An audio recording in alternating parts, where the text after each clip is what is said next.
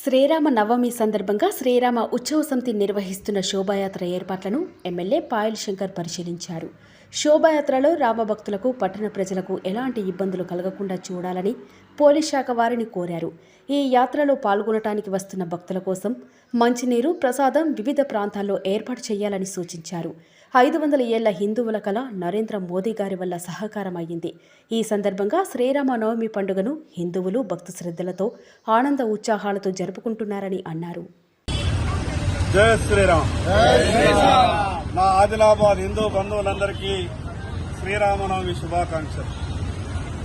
500 సంవత్సరాలుగా పరిష్కారం కానటువంటి అయోధ్యలో రామమందిర నిర్మాణ సమస్యని పరిష్కారం చేసుకుని మొదటిసారిగా శ్రీరామనవమి పండుగను జరుపుకుంటున్నాం. ఈ యొక్క పండుగ సందర్భంగా రేపు 17వ తారీఖు నాడు సాయంత్రం 5 గంటలకు ఆదిలాబాద్ పట్టణంలోని వినాయక్ చౌక్ నుండి శ్రీరామనవమి యొక్క శోభాయాత్ర ప్రారంభమవుతుంది.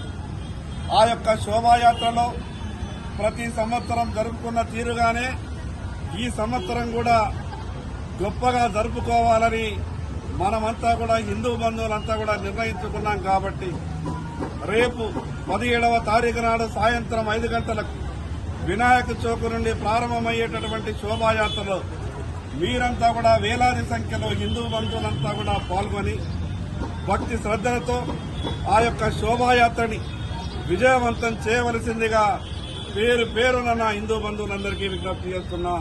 జై శ్రీరామ్.